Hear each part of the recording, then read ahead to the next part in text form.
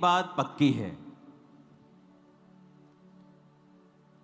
कि परमेश्वर अगर सबसे ज्यादा इंटरेस्टेड आपकी किसी चीज में है तो वो है आपकी स्पिरिचुअल लाइफ। ये भविष्यवाणियां, ये चंगाई, ये बरकतें, ये सभी इसी धरती के लिए हैं और परमेश्वर ने दी हैं। इनकी निंदा करना परमेश्वर की निंदा करने के बराबर है, क्योंकि चंगाई, मिरेकल्स, बरकतें ये शैतान ने नहीं बनाई।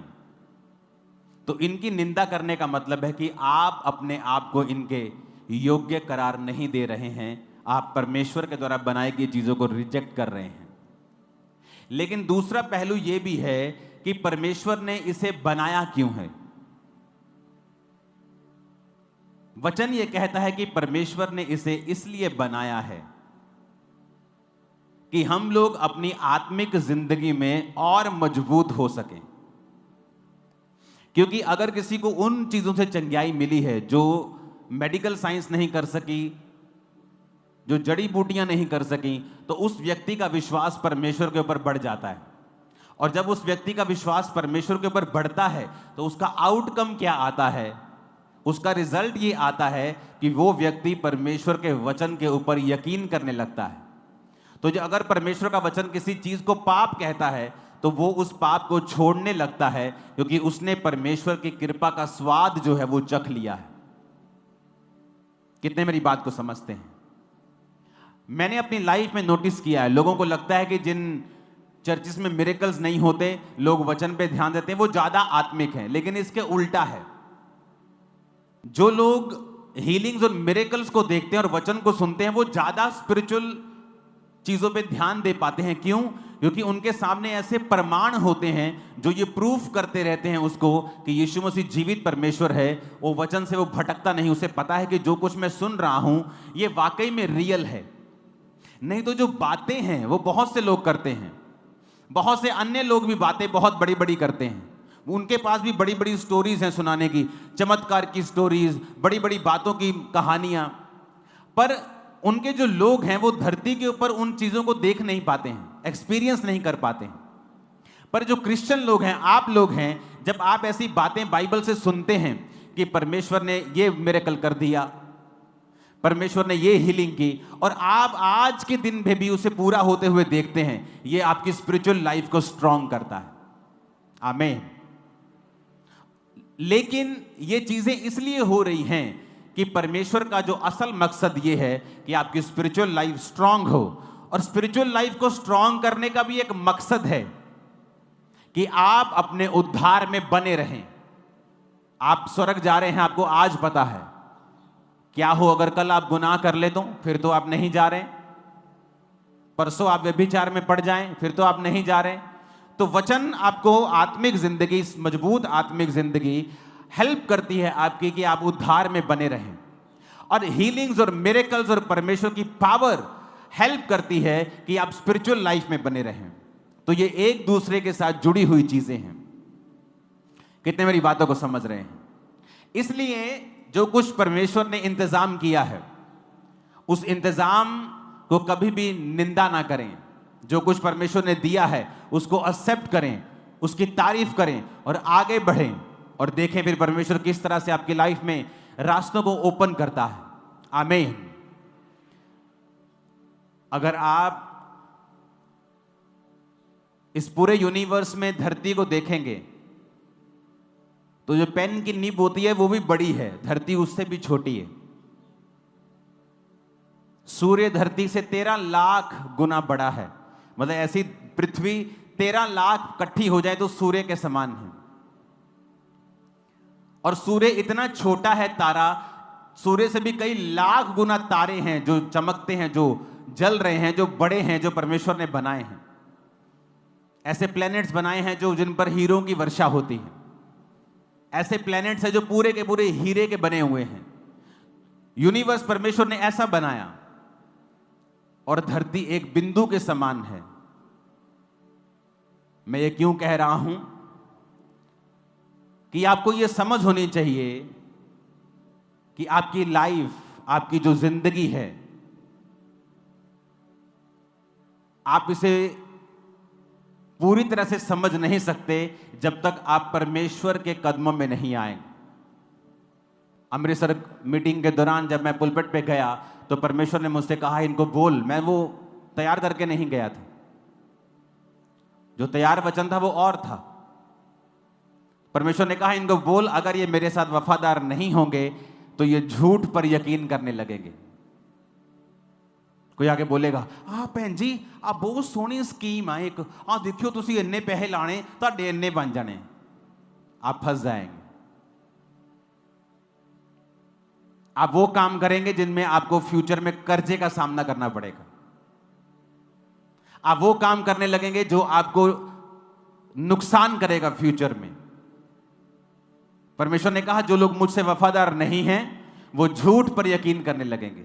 परमेश्वर आपके खिलाफ नहीं होता, लेकिन उसका यह सिस्टम है कि सारी चीजें आपके खिलाफ काम करना शुरू कर देती हैं। जब आपके जीवन में परमेश्वर नहीं होता और चीजें आपके खिलाफ काम करती हैं, फिर कोट्स निकलते हैं। जिंदगी एक संघर्ष है, जिंदगी दुखों से भरी हुई है। फिर वो सारी चीजें निकलेंगी जो परमेश्वर ने नहीं निकाली आपके लिए। वो तो कह रहा है कि जिंदगी एक ब्लेसिंग है, मैंने तुझे दी है, सारे सुख मैंने तेरे लिए बनाए हैं, तुझे क्या करना है, तुझे मेरे साथ चलना है। स्पिरिचुअल लाइफ पे जब आप बढ़ने लगते हैं और आप एक फैसला करते हैं कि आज से मैं परमेश्वर के संग चलूंगा, आप जैसे ये फैसला करते हैं, हो सकता है बाहरी रूप से आपको कोई भी बदलाव कुछ दिनों तक, कुछ महीनों और शायद कुछ सालों तक भी दिखाई ना दे। इसका मतलब यह नहीं है कि परमेश्वर आपके विषय में सोच नहीं रहा या काम नहीं कर रहा है।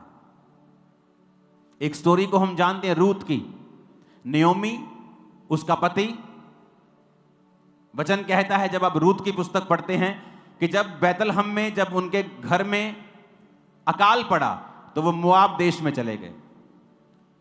बैतलहम ऊंचा है, मोआब नीचा है।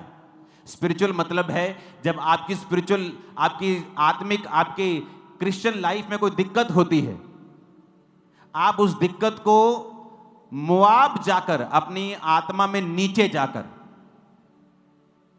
प्रेयर लाइफ को बंद करके, खुदा के वचन को तोड़कर उस प्रॉब्लम को सॉल्व करने की कोशिश कभी मत करें। बैतलहम का मतलब है रोटी का घर। रोटी के घर में अकाल पड़ गया। कई बार आपकी क्रिश्चियन लाइफ में उल्टा हो जाता है, आप हीलिंग का प्रचार करते करते खुद बीमार हो जाते हैं। इसका मतलब यह नहीं है कि परमेश्वर का वचन खत्म हो गया या उसका असर खत्म हो गया या वो नाकाम हो गया। इसका मतलब यह है कि परमेश्वर आपको कुछ सिखाना चाहता है। अब जब वो मोआब देश में चले गए तो उसका पति मर गया। उनको अकल आनी चाहिए थी कि जिस मौत के डर के मारे हमने अपना देश छोड़ा, यहोवा की आराधना करना छोड़ के उस देश में आ गए जिससे परमेश्वर नफरत करता है। वो मोआबी जाति में आ गए जो बाप और बेटी से पैदा हुई थी, जिससे परमेश्वर नफरत करता है। उस जाति में हम आ गए, अपनी आत्मिक जिंदगी को छोड़ दिया, पर समझ नहीं आई। पति मर गया फिर भी समझ नहीं आई। कुछ लोग ढीठ होते हैं, जब परमेश्वर उन्हें सजा देता है वो उसको समझते हैं कि नहीं ये परीक्षा होगी, लेकिन कई बार वो परीक्षा नहीं होती, परमेश्वर उन्हें कुछ दिखाता है। फिर भी वो समझी नहीं, और अब उसके दोनों बेटे मर गए और वो खाली हो गई और सिर्फ अपनी 2 बहुओं के साथ हो गई। और फिर उसे सब समाचार मिला कि तेरा अपना देश बहुत प्रॉस्पर हो रहा है। तो वचन कहता है वो सोचने लगी कि मैं बैतलहम वापस जाऊंगी। जब वापस जाने लगी, दोनों बहुओं को बुला के पूछा कि बेटियों तुम वापस चली जाओ, मेरे पास कोई पुत्र नहीं है कि मैं तुम्हारी दोबारा शादी कर दूं, मेरे पास कोई बेटा नहीं है, ना ही मैं पति करूंगी कि उसका मेरे बच्चे हों और फिर तुम उनसे शादियां करो। क्या उनके सियाने होने तक तुम आशा लगाई रहेगी? तो वापिस चली जाओ। तो वचन कहता है जेठानी वापिस चली गई, ओपरा वापिस चली गई। उसने संसार को चुना, पति के सुख को चुना, पर उसे यह मालूम था कि मेरी सास जीवित परमेश्वर को मानती है। कई बार आप ऐसे क्रिश्चियन घर में चले जाते हैं जो खुद तो परमेश्वर को नहीं मानते होते, जो खुद तो परमेश्वर के खिलाफ हैं, लेकिन एक जन उस घर में ऐसा चला जाता है जिसको पता होता है कि ये परमेश्वर तो जीवित है लेकिन ये आदमी सारे गड़बड़ हैं, ये नहीं मानते अच्छी तरह से परमेश्वर को, लेकिन जिस परमेश्वर के पास मैं आई हूं ये वाकई जीवित परमेश्वर है। तो रूत ने क्या कहा? रूत कहती, मैं तेरे संग चलूंगी, तेरा परमेश्वर मेरा परमेश्वर होगा, मृत्यु के अलावा कोई भी मुझे तुझसे अलग नहीं कर पाएगा, तेरे लोग मेरे लोग, तेरा प्रभु मेरा प्रभु। और जब सास नयोमी ने देखा कि ये जो कह रही है दिल से कह रही है और अपने फैसले पे अडिग है, तो वचन कहता है कि वो मान गई कि ठीक है तू मेरे संग चल। वापिस पहुंचे, जैसे वो नगर में वापस पहुंची तो पूरे नगर में वचन कहता है हलचल मच गई, ऐसे ही लिखा है हलचल मच गई। हलचल मच गई तो लोगों ने कहा देखो नयोमी आई है, नयोमी आई है। और नयोमी ने क्या कहा? मुझे नयोमी ना कहो, मुझे क्या कहो? मुझे मारा कहो, मैं कड़वी होके वापस आई हूं। क्यों कड़वी होके आई हूं? क्योंकि मैंने अपनी स्पिरिचुअल लाइफ पर ध्यान नहीं दिया, मैं अपनी जिंदगी के मसलों को सॉल्व करते करते, मेरा परिवार अपनी जिंदगी के मसलों को सॉल्व करते करते आत्मा के खिलाफ हो गया, वचन के खिलाफ हो गया, संगति के खिलाफ हो गया। और देखो जो कुछ हम पाना चाहते थे खुदा को छोड़ के, हम सब कुछ गवा के आए हैं। और मुझे मारा कहो, उसने कहा, मुझे कड़वी कहो, नयोमी ना कहो। लेकिन एक खूबसूरत चीज थी जो परमेश्वर कर रहा था उस घटना के दौरान भी, क्योंकि वो आपका परमेश्वर प्रेमी परमेश्वर है और वो नहीं चाहता आप नाश। वो आपका परमेश्वर जो खूबसूरती पैदा कर सकता है राख में से भी, सिर्फ आपको मुड़ने की जरूरत है खुदाबंद की ओर। आप जब फैसला कर लेते मैं परमेश्वर की ओर मुड़ूंगा, आप सोच लेते कई बार नयोमी की लाइफ में अब क्या बचा था? कुछ नहीं, बेटे मर गए, पति मर गया, एक बहू छोड़ के चली गई, एक बहू रह गई, कोई कुछ नहीं है लाइफ में, कोई पैसा नहीं है, कोई काम धंधा नहीं, बूढ़ी हो चुकी है, सब कुछ गवा के फिर भी उसने कहा कि ठीक है मैं परमेश्वर के पीछे चलूंगी। तो क्या हुआ? परमेश्वर एक खूबसूरत चीज उनकी लाइफ में करता है। रूत 2 बाप में, जो मैंने आपको वचन सुनाया वो 1 बाप का था, अब 2 बाप का 2 अध्याय का सुना रहा हूं।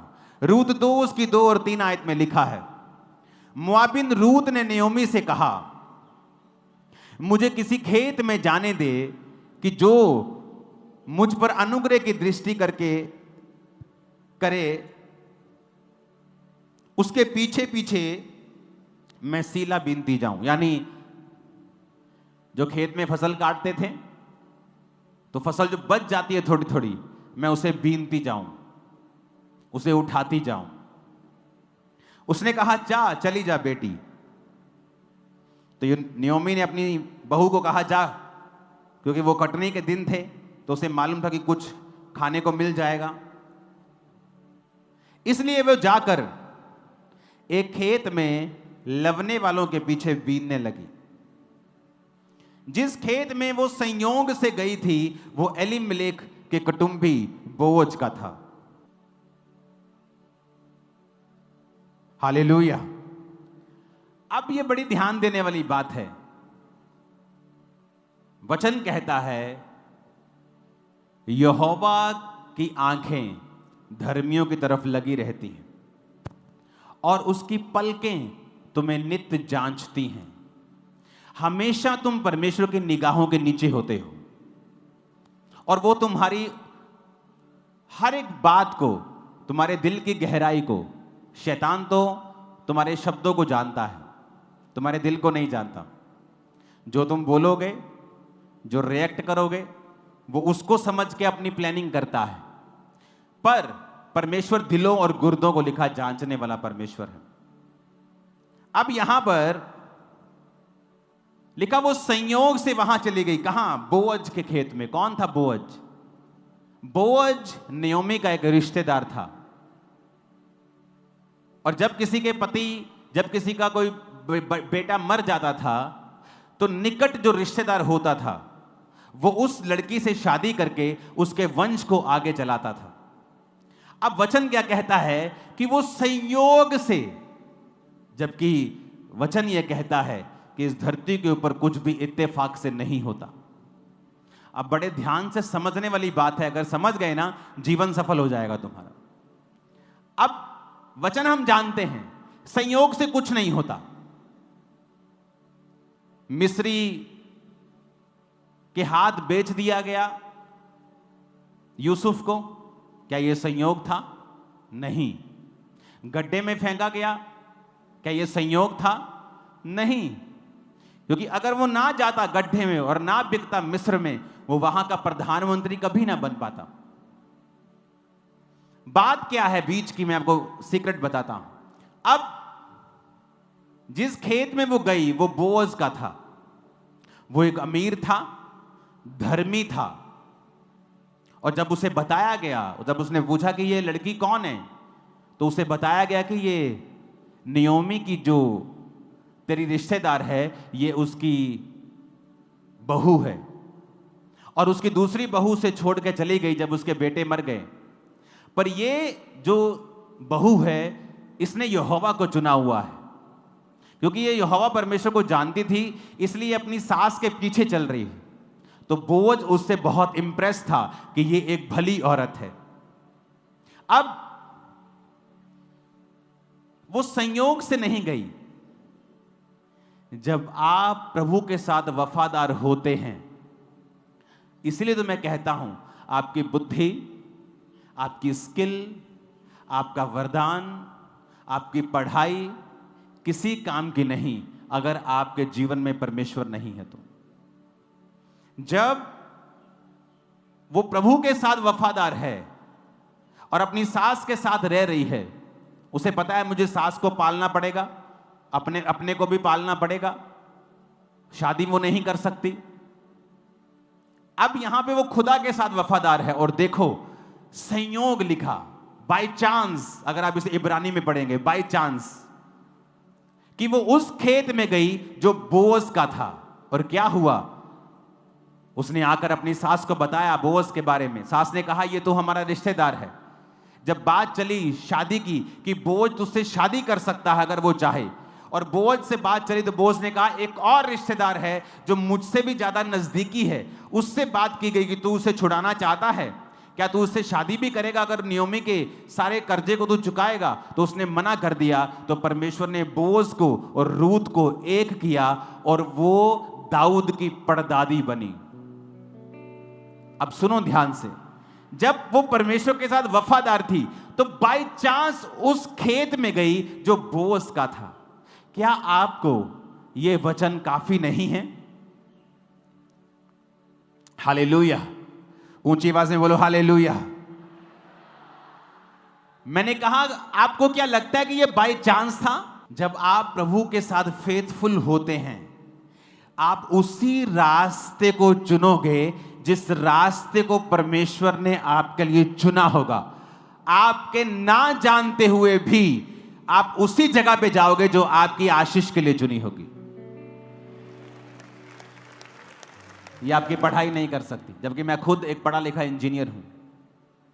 आपकी अमीरी भी नहीं कर सकती, आपकी चुस्त चालाकी, स्किल, होशियारी भी आपके साथ ये नहीं कर सकती कि आप उसी जगह पे जाएं। संयोग, इत्तेफाक नाम का कोई शब्द नहीं है।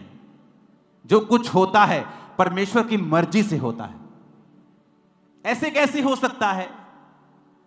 वो कौन सा छोटा सा एरिया था, मोहल्ले की बात हो रही, पूरे शहर की, पूरे देश की, स्टेट की बात हो रही।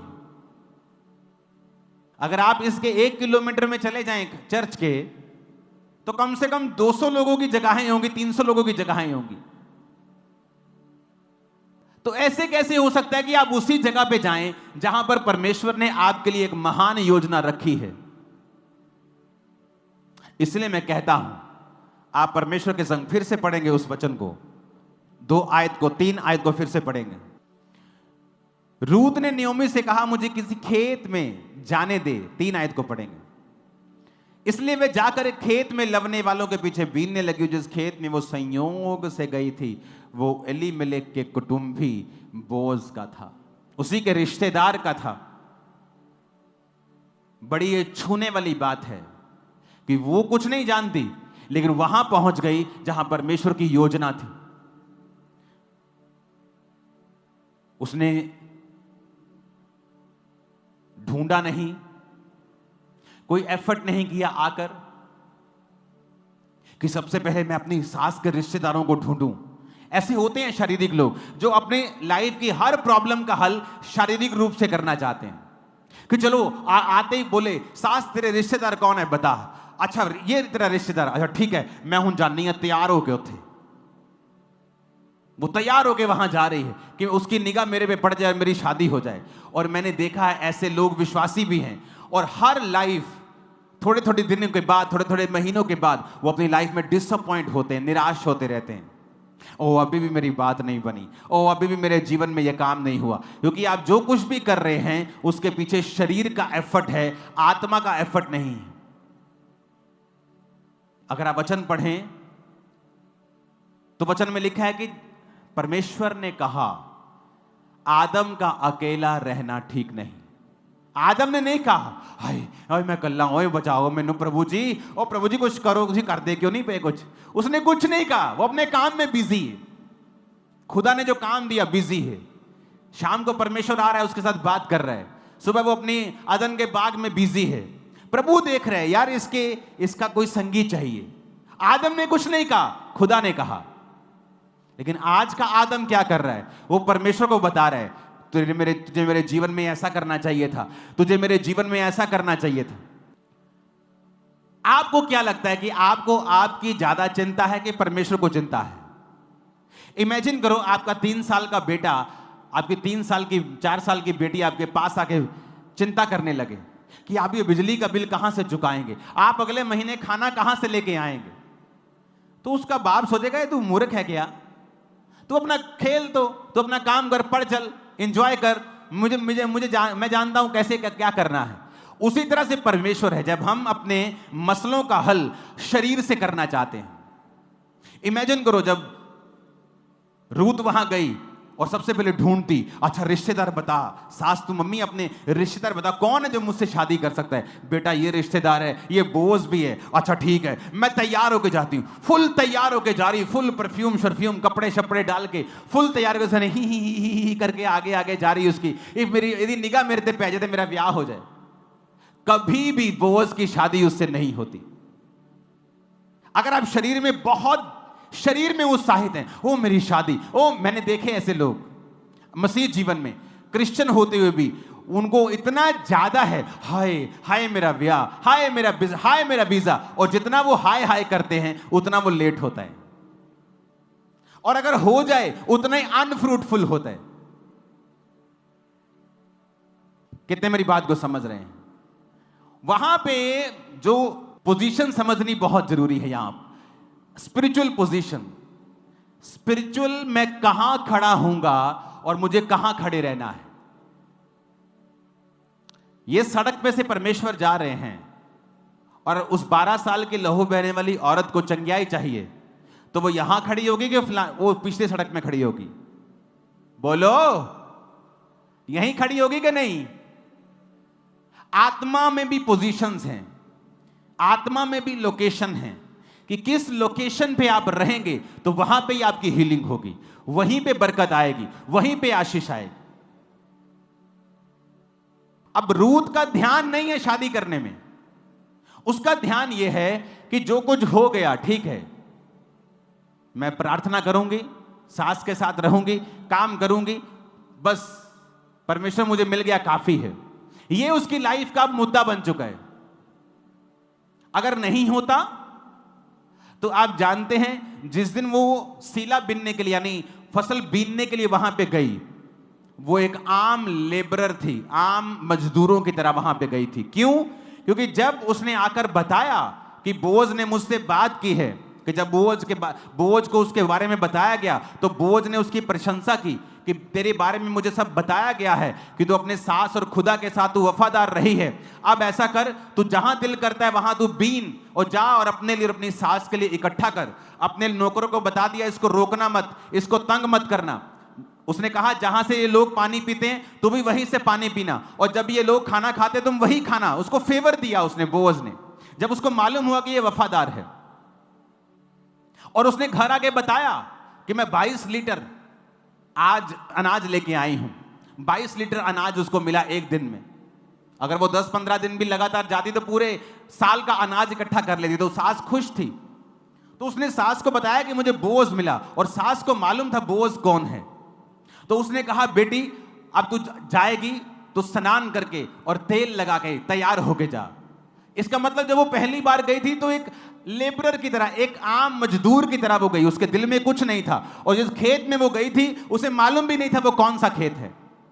कितने मेरी बात को समझ रहे हैं? उसे मालूम नहीं था। लेकिन जब आप खुदा के साथ वफादार होते हैं, इस घर को, इस आयत को घरों में लिख के लगा लो, वो ऐसे इवेंट्स करेगा आपके साथ जो आपने अरेंज नहीं किए होंगे पर खुदा ने किए होंगे, और वो इवेंट्स आपकी लाइफ को सदा के लिए पूरी तरह से बदल के रख देंगे। सदा के लिए, सदा के लिए मैं आपको बता रहा हूं। इमेजिन करो अगर अप्रोच उसी रूत की शारीरिक होती। पहले वो पूछती फिरती, अच्छा बोझ का खेत कौन सा है? ओ परे है बोझ। अब मैं तैयार होके जानी, तैयार होके परफ्यूम शर्फ्यूम लगा के अच्छी तरह से जाती, बात करती, ही हु करके उसको इंप्रेस करने की कोशिश करती। वो कभी इंप्रेस ना होता, क्योंकि उसके दिल में ये यहोवा ने डाला था कि वो उसके साथ अब शादी करे, क्योंकि उसको वो औरत भली जान पड़ी, गुड कैरेक्टर की जान पड़ी थी। आप शरीरों से मसले हल करने की कोशिश करते हैं, आप डिसअपॉइंटमेंट्स के साथ डिसअपॉइंटमेंट आप लेते हैं। एक बार मैंने एक बहुत बड़े सेलिब्रिटी को मैसेज किया। मैंने कहा आप जो कर रहे हो ये आपकी लाइफ में फिर से एक निराशा को लेके आएगा। वो मेरी बात को अच्छी तरह से ले नहीं पाया, और फिर उसकी लाइफ में एक निराशा ने जन्म लिया जिसने उसको तोड़ दिया। और मैंने उसको पहले ही बता दिया था कि ऐसा ऐसा आपके साथ होगा, क्योंकि जो आप कर रहे हो ये आपको निराशा की ओर लेके जाएगा, क्योंकि इसमें परमेश्वर का वचन टूट रहा है। और उसके साथ वैसा ही हुआ। उसके बाद थोड़े दिन उसने मुझसे बात नहीं की, क्योंकि लोगों को चाहिए कि वो उनका मनपसंद भविष्यवाणियां उनको दे। पर अगर आप लोगों को राइट वर्ड नहीं देंगे, आप प्रभु के साथ गद्दारी कर रहे हैं। लोग आए या जाएं, आपका वचन करेक्ट होना चाहिए। अब यहां पे, क्योंकि जब परमेश्वर का हाथ आपके सिर के ऊपर है, आप चूज ही वही करेंगे। वो रिश्तेदार जिसका कभी मूड नहीं बना आपकी हेल्प करने का, उसका मूड बन जाएगा। आप बोलेंगे ये तो मेरे को लाइक भी नहीं करता था। सडनली कुछ ऐसा होगा जो आपने एक्सपेक्ट नहीं किया होगा। आपकी फाइनेंशियल लाइफ में, स्पिरिचुअल लाइफ में, आपके बच्चों की लाइफ में।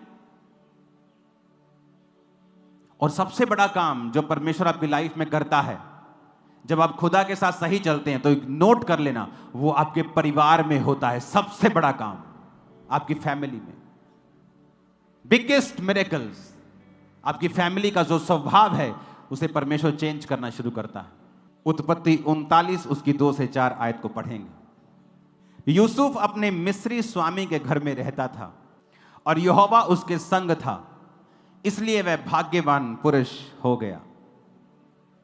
यूसुफ के स्वामी ने देखा कि यहोवा उसके संग रहता है और जो काम वह करता है यहोवा उसके हाथ से सफल कर देता है। उसके अनुग्रह की दृष्टि उस पर हुई और वह सेवा टहल करने के लिए नियुक्त किया गया, और उसके घर का अधिकारी बनके उसने सब कुछ अपने उसके हाथ में सौंप दिया। जब वो जेल में चला गया तो उत्पत्ति 39:21 में लिखा है, यहोवा यूसुफ के संग रहा, उस पर करुणा की और बंदी गृह के दरोगा के अनुग्रह की दृष्टि उस पर हुई। इसलिए बंदी गृह के दरोगा ने सब बंदियों को जो कारागार में यूसुफ के हाथ में सौंप दिया, और जो जो काम वो वहां करते थे यूसुफ की आज्ञा से होता था।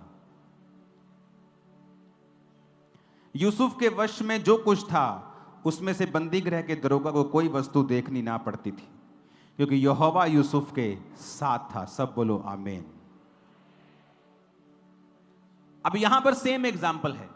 उसके भाइयों ने उसे गड्ढे में फेंका, फिर उठाकर बेच दिया। पर बात यह नहीं, आपकी लाइफ में मुसीबत कितनी बड़ी, बात यह है कि आप परमेश्वर आपके संग है कि नहीं। प्रभु उसके संग था। जिस घर में वो नौकर के रूप में गया, उस घर का अधिकारी बनने में उसे सालों नहीं महीनों लगे सिर्फ। क्यों? यहोवा उसके संग था। इसका मतलब क्या है कि वो वचन के संग चल रहा है। अगर आप व्यभिचार में हैं, इसका मतलब यहोवा आपके संग नहीं है, क्योंकि आपने वचन को तोड़ा है। अगर आप चोरी करते हैं, इसका मतलब आप परमेश्वर के संग नहीं हैं। अगर आप मूर्ति पूजा में हैं, आप प्रभु के संग नहीं हैं। आपके बहुत सारे ईश्वर परमेश्वर हैं, आप यहोवा के संग नहीं हैं।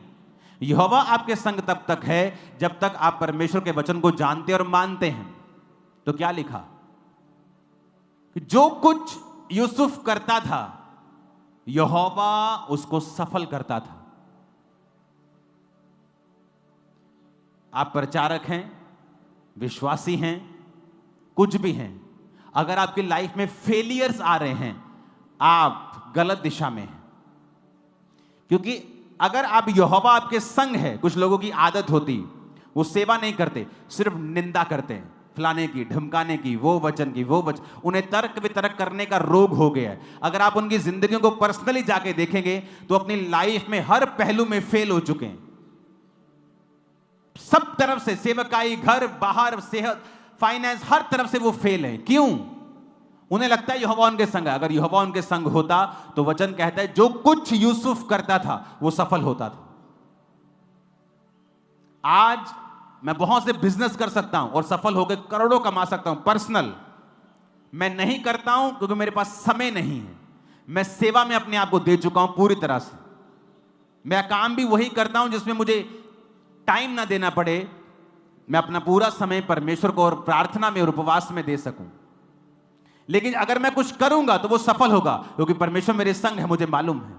और जो कुछ मैंने किया है उसमें मैं सफल हुआ हूं, क्योंकि परमेश्वर मेरे संग है, मुझे मालूम है। प्रभु मेरे संग इसलिए है क्योंकि मैंने वचन को प्रैक्टिकली पूरा किया है। और वचन क्या कहता है? जब उस घर के मेन बंदे ने गलत फहमी से उसको जेल में डाल दिया, लिखा जेल में भी यहोवा उसके संग था। जेल जाकर दरोगा की दृष्टि उस पर हुई और जेल में भी यहोवा उसको प्रॉस्पर करने लगा और सारे कैदियों का उसको लीडर बना के सब कुछ दरोगा ने उसके हाथ में सौंप दिया। यह साबित करता है कि यहोवा उसके संग था। तो प्रॉब्लम यह नहीं है कि आपकी लाइफ में गरीबी है या आपकी लाइफ में संघर्ष है या आपकी लाइफ में किसी खास मसले के ऊपर आप तंग हैं। प्रॉब्लम यह है क्या यहोवा आपके संग है या नहीं। अगर तो वो आपके संग है, आप बड़ी से बड़ी मुसीबत को तोड़ के बाहर आ जाएंगे और आगे बढ़ेंगे। वो गरीबी का श्राप हो, बीमारी का श्राप हो, वो कुछ भी हो, क्या यहोवा आपके संग है या नहीं। वचन में लिखा है, न्यायों 2 उसकी 11 आयत पढ़ेंगे। यहोशू के मरने के बाद जब उनका कोई भी लीडर नहीं था तो लिखा इजरायली वो करने लगे जो यहोवा की दृष्टि में बुरा है और बाल नामक देवताओं की उपासना करने लगे। वे अपने पूर्वजों के परमेश्वर यहोवा को जो उन्हें मिस्र से निकाल लाया था त्याग कर प्राय देवताओं की उपासना करने लगे और उन्हें दंडवत किया और यहोवा को गुस्सा दिलाया। 14 आयत में लिखा है, इसलिए यहोवा का कोप इजराइलियों पर भड़का और उसने लुटेरों के हाथ में उन्हें कर दिया। लुटेरे उन्हें लूटने लगे, उन्हें चारों ओर के शत्रुओं के परमेश्वर ने उन्हें अधीन कर दिया। वे अपने शत्रुओं के सामने ठहर ना सके। अब ध्यान से सुनना अगली आयत।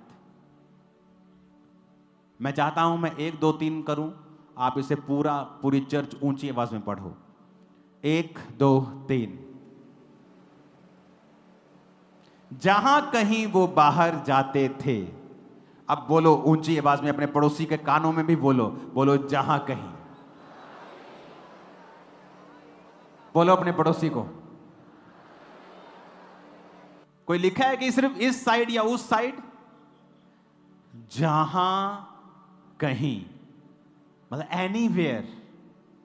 तो मेरा दिल कर रहा है उठ के, चलो आज मैं अमेरिका चलता हूं, वहां पे काम बहुत है, डॉलर में कमाऊंगा। लिखा जहां कहीं वो बाहर जाते, यहोवा का हाथ उनकी बुराई करने में लगा रहता था। जैसे यहोवा ने उनसे कहा था और शपथ खाई थी, इस प्रकार वो बड़े संकट में पड़ गए। अब बात यहां पे है, जब वो परमेश्वर से मुड़ गए, जब तक तो यहोशू था, बल्ले बल्ले हो रही थी। जब यहोशू चला गया, 110 साल का होकर सो गया, मर गया, अब फिर से लिखा वो वही करने लगे। अब जब वही करने लगे तो लिखा जहां कहीं, जिधर कहीं वो बिजनेस करने जाते थे, वो काम करने जाते थे, नौकरी करने जाते थे, युद्ध लड़ने जाते थे, कमेटी डालते थे, वो मर जाती थी। कहता कुछ भी वो करते थे, यहोवा का हाथ उनकी बुराई करने में लगा रहता था। वो जहां कहीं चुन लें, इधर उधर कुछ चुन लें, उनका बुराई होता था। लोग बोलते हैं कई बार, मैं कुछ भी कर लूं मेरे साथ सही नहीं होता, मैं कुछ भी कर लूं मैं कभी फलवंत नहीं हुआ। कारण आप परमेश्वर से दूर हैं, ये है। लिखा परमेश्वर ने उन्हें शत्रुओं के अधीन कर दिया। फिर आप शैतान की अधीनगी में चले जाते हैं, शैतान के बंधनों के नीचे, डर के नीचे, बीमारियों के नीचे, कर्जे के नीचे, डिप्रेशन के नीचे। ये लिखा यहोवा का हाथ उनकी बुराई करने में लगा रहता था। और उधर नियोमी और रूत का केस देखो, जहां कहीं वो गई उस खेत की मालिक बन गई, दाऊद की परदादी बन गई, यीशु मसीह की रिश्तेदार बन गई। इससे बड़ी कोई स्टेटमेंट नहीं। जीसस की ब्लड लाइन में घुस गई, वो यीशु मसीह की रिश्तेदार बन गई। वो पता है, ब्लड की रिश्तेदार, ब्लड लाइन में चली गई, जीसस क्राइस्ट की ब्लड की रिश्तेदार बन गई वो, क्योंकि वो दाऊद के कुल से पैदा हुआ। जब आप प्रभु के साथ सही चलेंगे ना, वो आपके लिए एक बड़ा काम करेगा। और आपको ये भी बता दूं, वो सडनली से करेगा, एकदम से करेगा, अचानक करेगा। आंखें खुली रह जाएंगी, शैतान की भी, विरोधियों की भी, आपकी भी, कि खुदा ने आपके साथ क्या किया है और वो करने वाला है आपके साथ। आमीन खड़क के बजाओ एक बार, हालेलुया।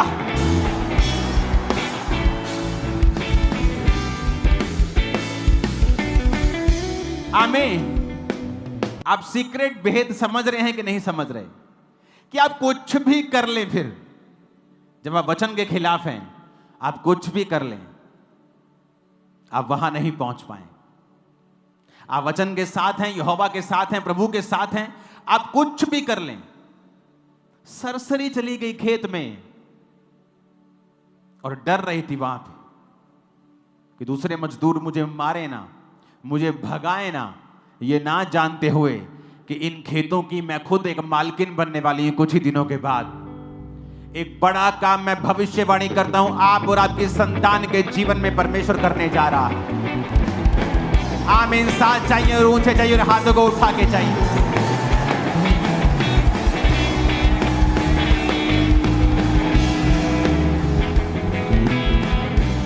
हालेलुया। आपको मालूम नहीं होता, जब आप प्रभु के साथ वफादार होते हैं ना, आपको नहीं पता किस दिन आपका नंबर आएगा और किस दिन एक ऐसी घटना होगी जो आपकी लाइफ को पूरी तरह से बदल देगी।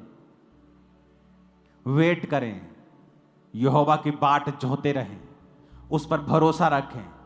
उसने आपको छोड़ा नहीं है, उसकी पलकें नित आपको जांचती हैं। वो धर्मी को नित देखता है, उसकी पलकें नित आपको जांचती हैं। इस धरती पर इत्तेफाक से कुछ नहीं होता, सब कुछ कंट्रोल में खुदा के। उसे ये दिखाएं सिर्फ कि आप उसके साथ वफादार हैं, दैट्स इट। समाज का डर कुछ नहीं दे पाएगा। जिंदगी का डर, एलीमेलेक नियोमी को था कि यहां रहेंगे तो मर जाएंगे। अरे नहीं, वहां रहे तो मर गए, यहां रहे तो जी जाते तुम लोग। जीसस में परीक्षा आती, मसीहत में परीक्षा आती तो मरते नहीं, लेकिन भाग के जो परीक्षा आएगी उसमें तुम मर जाओगे। अपने पड़ोसी को बोलो, खुदा के साथ वफादार रहे। फिर से बोलो ऊंची आवाज, आमीन। इमेजिन करो, लिखा है, फिर से पढ़ेंगे, जहां कहीं, वो पंजाबी में भी एक आयत आ रही, देखो, अते जिथे किते, देखो बाइबल में लिखा है, जिथे किते ओ बाहर निकले, यहोवा दा हथ ओना उते बुरियाई दे लई सी। जिथे किते ओ बाहर निकले लिखिया, जिथे किते ओ बाहर निकले, यहोवा दा हथ ओना उते बुरियाई दे लई सी। जिकर यहोवा ने आख्या सी ते ਉਹਨਾਂ ਦੇ ਨਾਲ ਸੌਂ ਖਾਦੀ ਸੀ ਤੇ ਉਹ ਬਹੁਤ ਔਖੇ ਹੋਏ। ਬੰਦਾ ਕਹਿੰਦਾ ਨਹੀਂ ਯਾਰ ਔਖੇ ਹੋਏ ਪਏ ਆ ਜ਼ਿੰਦਗੀ 'ਚ, ਮੁਸ਼ਕਲ ਹੋਈ ਪਈ ਹੈ ਯਾਰ, ਬਾਲਾ ਟਾਈਟ ਹੋਏ ਪਏ ਆ। ਟਾਈਟ ਹੋਣ ਦੀ ਲੋੜ ਨਹੀਂਗੀ, ਵਫਾਦਾਰ ਹੋ ਜਾਓ ਰੱਬ ਦੇ ਨਾਲ, ਖੁੱਲਾ ਖੁੱਲਾ ਲੱਗੇਗਾ ਤੁਹਾਨੂੰ ਬਹੁਤ। ਟਾਈਟ ਹੋਣ ਦੀ ਲੋੜ ਨਹੀਂਗੀ। ਆਪ ਤੁਹਾਨੂੰ ਲੱਗਦਾ ਹੈ ਕਿ ਪਰਮੇਸ਼ਵਰ ਨੇ ਤੁਹਾਨੂੰ ਟਾਈਟ ਹੋਣ ਲਈ ਚੁਣਿਆ? कई पास्टर्स को लगता है अगर वो गरीब रहेंगे, कर्जाई रहेंगे तो तभी परमेश्वर उनके साथ खुश है। बाइबल कहती जिसके तुम कर्जदार हो उसके तुम नौकर हो। जिसका तुमने पैसा देना है ना उसके तुम नौकर हो। प्रभु नहीं चाहता तुम किसी का नौकर बनो। इसको कूल मत समझो, गरीबी को, यह कूल नहीं है। यह सिर्फ शब्दों में कूल लगती है नहीं। यीशु मसीह के लिखा 7 में औरतें होती थी, अमीर औरतें, जो अपनी संपत्ति से उसकी सेवा करती थी। अगर वो परमेश्वर है तो क्यों उसने उनकी संपत्ति से सेवा करवाई? नए नियम में आपको हुक्म यह है कि आप टाइट से भी ज्यादा बोए। आपको मालूम है टाइट तो एक कवनेंट है, इस पे तो बहस करना मूर्खता है, क्योंकि ये तो नए नियम से, पुराने नियम से भी पहले था। ये तो कवनेंट है आपके साथ। आप अब्राहम के अगर संतान नहीं है, आप टाइट के खिलाफ बात करेंगे, क्योंकि आप है ही नहीं उस कवनेंट में, आप उसके पुत्र पुत्रियां है ही नहीं। अब्राहम के कवनेंट में जो है, जो अब्राहम के बेटे और बेटियां हैं, उसने मल्कीसदिक के याजक को दिया था। और जो नए नियम के टाइट है, जो नए नियम का बोना है, वो अकेला टाइट नहीं, लोग अपनी संपत्तियां लाके बोते थे। और नए नियम में आप याजक को टाइट नहीं दे रहे हैं कि वो अपनी जिंदगी में कोई घर ना ले, आप चर्च को दे रहे हैं। मैं आपके टाइथ का टाइथ नहीं ले रहा हूं, मैं आपका टाइथ नहीं ले रहा हूं, मैं अपनी पर्सनल जिंदगी आपके टाइथ से नहीं बिता रहा हूं, मैं अपने बिजनेस से ले रहा हूं। तो आपका जो टाइथ, आपका जो 20% 30% आप दे रहे हैं, वो चर्च के कामों के लिए चल रहा है। हालेलुया। नए नियम में विश्वासियों ने, पौलुस ने कहा है, हर एक व्यक्ति अपने अपने आमदनी के अनुसार हफ्ते में अपना चंदा निकाल के रखे। कैसी होती मीटिंग्स बड़ी बड़ी? अगर चर्च मीटिंग्स करेगी तो ये खर्चा कैसे करेगी? ये खर्चा नहीं रोक सकते, कंस्ट्रक्शंस नहीं रोक सकते, तो फिर मीटिंग्स कैसे होंगी? क्योंकि लोग आगे आते हैं कि ठीक है मैं ये खर्चा उठाने के लिए तैयार हूं। पार्टनर्स होते हैं, हाँ मैं ये खर्चा उठाने के लिए तैयार हूं। कितने मेरी बात को समझ रहे हैं? आपके लिए एक राह खुला है बोने का, और शैतान को पता है आपका बोना एक्यूरेट प्लेसेस के ऊपर जा रहा है। और कैसे रूहें बच रही हैं, कैसे लाखों करोड़ों लोग, यहां क्रूसेड होते, यहां मीटिंग्स होती, लोग ऐसे ऐसे देशों में स्क्रीन्स लगा के हजारों की गिनती में गलियों में बैठे और लाइव क्रूसेड अटेंड कर रहे हैं, जिनको यहां का वीजा नहीं मिलता है इंडिया का, जो दूर है बहुत। वो रूहें बच रही हैं, तो उसका असर आप पर भी हो रहा है जो बो रहे हो, आप पर भी हो रहा है जो प्रेयर कर रहे हो, आप पर भी हो रहा है जो फास्टिंग कर रहे हो। इसके खिलाफ सिर्फ दुष्ट आत्मा है वो जो जा सकता है, कोई खुदा का सच्चा खादिम इसके खिलाफ नहीं जाएगा। हालेलुया। फिर से वो वचन पढ़ेंगे हम। अते जिथे किते, बोलो जिथे किते, हिंदी में बोलो, बोलो जहां कहीं। देखो किन्ना, अगर वचन एक लाइन वचन दी समझ आ गई ना तो जिंदगी सफल हो जाएगी साडी। लिखा जिथे किते वो जांदे सी, यहोवा दा हथ उन्हां दी बुराई करन च, उन्हां दा नुकसान करन च लगा रहिंदा सी। ते रूत बारे वो की लिखदा, 3 आयत पढ़ेंगे रूत की। कहता जिस खेत में वो संयोग से गई, जिस खेत में जो चली गई, लिखिया वो बोझ दा निकलिया। गई तो नौकरानी दे रूप दे विच सी, नौकरां तो भी थल्ले सी, पर उन्होंने पता नहीं सी वो मालकण आ उत्थे दी। तुसीं बहुत वड्डी बरकत पाने वाले हो, आत्मिक ते शारीरिक दोनों। पर एक कंडीशन है आपके, क्या यहोवा आपके संग है? क्या आप यहोवा को किसी आशीष के लिए मान रहे हो, या आपने सचमुच अपना जीवन परमेश्वर को दे दिया है? जिदा आस है, और ये आस कि अपनी सास को बोला हुआ है कि ठीक है मैं तेरे नाल रवांगी, पर तू ना मेरा ब्याह करा दिया अपने किसी रिश्तेदार ना। उसने नहीं कहा, उसने कहा मैं तेरे संग रहूंगी, मैं तेरे संग रहूंगी। और जाके शरीर में मसला हल नहीं किया। आज बहुत से क्रिश्चियंस पॉलिटिशियंस, पास्टर्स मसलों को शरीर में हल करना चाहते हैं, जबकि आप और मैं आत्मिक जिंदगी में बुलाए गए हैं जहां हमें स्पिरिचुअल लाइफ को पहले फुलफिल करना है। आमीन।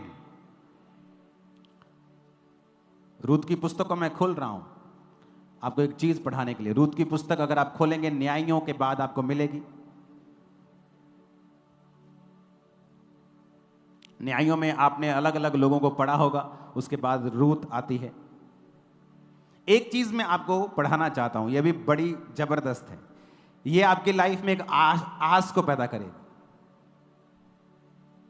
रूत 3 उसकी 13 में लिखा है, बोaz ने रूत से विवाह कर लिया और वह उसकी पत्नी हो गई, और वह उसके पास गया और यहोवा की दया से उसको गर्भ रहा और उसके एक बेटा उत्पन्न हुआ। स्त्रियों ने नयोमी से कहा, यहोवा धन्य है जिसने तुझे आज छुड़ाने वाले रिश्तेदार के बिना नहीं छोड़ा। इज़राइल में इसका बड़ा नाम हो। यह तेरे जी में जी लेने आने वाला, तेरे बुढ़ापे में पालने वाला हो, क्योंकि तेरी बहू जो तुझसे प्रेम रखती और 7 बेटों से भी तेरे लिए श्रेष्ठ है, उसी का यह बेटा है। नयोमी उस बच्चे को गोद में उठाकर उसकी धाय का काम करने लगी। उसकी पड़ोसिनों ने यह कहकर नयोमी के एक बेटा उत्पन्न हुआ है, लड़के का नाम ओबेद रखा। यिशै का पिता और दाऊद का दादा वही हुआ। आपने ध्यान से पढ़ा? आपने ध्यान से नहीं पढ़ा। 17 को पढ़ेंगे फिर से। 17 से पहले 13 को पढ़ेंगे ऊंची आवाज में। 1 2 3 बोलूंगा, ऊंची पढ़ना, ओके? 13 को पढ़ेंगे। 1 2 3 क्वायर पढ़ना इसको। तब बोaz ने रूत से विवाह कर लिया। 1 मिनट, दूल्हा कौन भाई? बोलो ऊंची आवाज, बोaz। दुल्हन कौन है?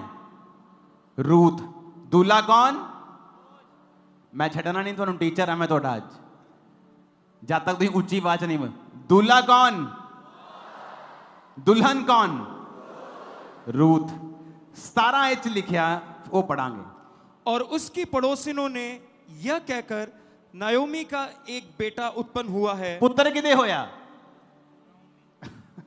बेटा किसका? किसको बोल रहा है? बेटा किसके हुआ? पर बेटा किसके हुआ था? रूत के। 13 आयत को फिर से पढ़ेंगे। बोaz ने रूत से विवाह कर लिया और उसकी पत्नी वो हो गई। यहोवा की दया से उसको गर्भ रहा और उसके बेटा उत्पन्न हुआ। पर वो बेटा कहलाया किसका? नयोमी का। क्यों? क्योंकि परमेश्वर ने जो नियोमी से छीन लिया था उसको वापस कर दिया। नियोमी सपने में भी सोच नहीं सकती थी जब उसका पति मर गया, उसके दोनों बेटे मर गए, कि कहीं फिर से कहीं मेरी जिंदगी आबाद हो जाएगी। अब सामने डिसीजन ले लिया कि मैं यहोवा के साथ वफादार रहूंगी। अब जो हो गया, चलो अपनी जिंदगी बिताते हैं। पर मैं आपको फिर से बताता हूं, परमेश्वर आपकी राख जैसी जिंदगी में से भी एक खूबसूरत जिंदगी पैदा कर सकता है जो आपकी सोच समझ से परे होगी। आपको वफादार रहना पड़ेगा, वफादार। वो वाला वफादार नहीं, अगर 7 हफ्तों में आशीष नहीं मिली तो कहीं और चले जाऊंगी। बच्चा रूत के हुआ, पड़ोसी ने कहती तेरे हुआ नियोमी, तेरे पुत्र हुआ, ओबेद नाम रखा। यश्य का डैडी और दाऊद का दादा वही हुआ। क्यों कहा? परमेश्वर जानते हैं उसका बेटा, वो उसकी धाय का काम करने लगी, उसकी दाई बन गई। वो सब, वो उसी को पालने लगी, उसी को दूध पिलाने लगी, उसी को पालने लगी, उसी को वो खिलाने लगी, उसी को पिलाने लगी, सब कुछ वो करने लगी उस बच्चे का। पैदा वो रूत से हुआ, कहलाया नियोमी का, क्योंकि परमेश्वर ने उसको गिफ्ट दिया कि तू मेरी स्पिरिचुअल लाइफ में मेरे साथ तू वापिस आई है नियोमी, ये ले, मेरी ओर से तुझे एक गिफ्ट देता हूं जो तुझे कोई नहीं दे सकता था।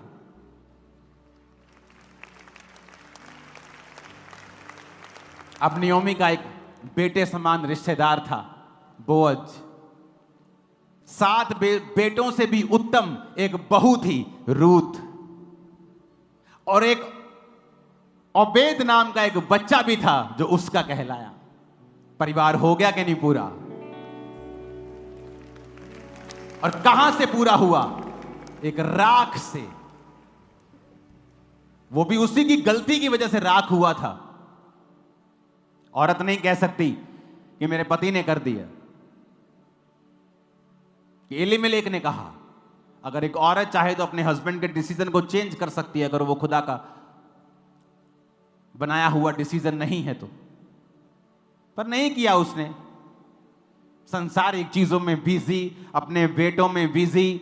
पति कह रहे अच्छा कोई बात नहीं, गलत तो लग रहा है लेकिन क्या करें, और सब कुछ गवा के वापिस आई। तो परमेश्वर ने कहा अब तू मेरे पास आई है, मैं तेरी जिंदगी को फिर से हरा भरा कर दूंगा। अब वो जहां गई, जिस खेत में, वो बोअज का निकला। और यहोवा दूसरी तरफ कहता है इस्राएली जब मुझसे फिर कर और परमेश्वर को मानने लगे, तो लिखा यहोवा का हाथ जहां कहीं वहां जाते, जहां कहीं, जिथे किते, जहां कहीं वो जाते थे उनकी बुराई करने में लगा रहता था। तो क्या मैटर करता है? मैटर यह करता है कि मेरी लाइफ में मैं प्रभु के साथ वफादार हूं कि नहीं हूं। मैंने एक्सपीरियंस किया है, संपूर्ण पवित्रताई में चलना शुरू कर दो, संपूर्ण पवित्रताई में, कंप्लीट सिद्धता में, आप मैग्नेट बन जाओगे ब्लेसिंग के लिए। आप देखना क्या होता है, आप देखना क्या होता है, खिंची चली जाएंगी आशीषें और सब बरकतें, आत्मिक शारीरिक वो कैसी भी हो आपकी ओर। देखना क्या होता है, सडनली कुछ ऐसा होगा जो आपने डिजाइन नहीं किया होगा, सोचा नहीं होगा। मेरी लाइफ में हुआ है, सेवकाई में हुआ है। ऐसे लोग एंटर करेंगे जो आपका भार उठा लेंगे। बात वफादारी की है।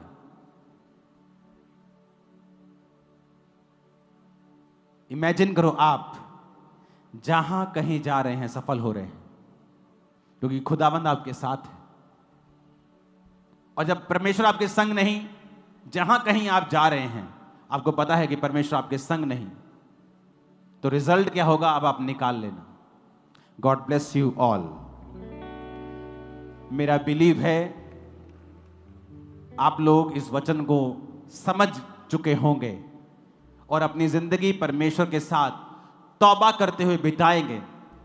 अगर वो नियोमी को, उस छूछे हाथ वाली, खाली हो चुकी, कड़वी हो चुकी नियोमी को फिर से हरा भरा कर सकता है, वो आपको भी हरा भरा करने वाला है। कोई भी आपकी कंडीशन नियोमी से बुरी तो नहीं होगी, ना पैसा, ना पति, ना बच्चे, ना घर, ना अपना देश, और मुड़ गई परमेश्वर की ओर। क्या है आपकी प्रॉब्लम? नथिंग। अगर वो उसको सॉल्व कर सकता है, वो आपकी भी सॉल्व कर सकता है। एक वायदा कर ले खुदाबंद के साथ, वफादार रहेंगे, बाइबल पढ़ेंगे, प्रेयर करेंगे, वचनों के साथ फेथफुल रहेंगे, आप नीचे नहीं देखेंगे कभी भी फिर।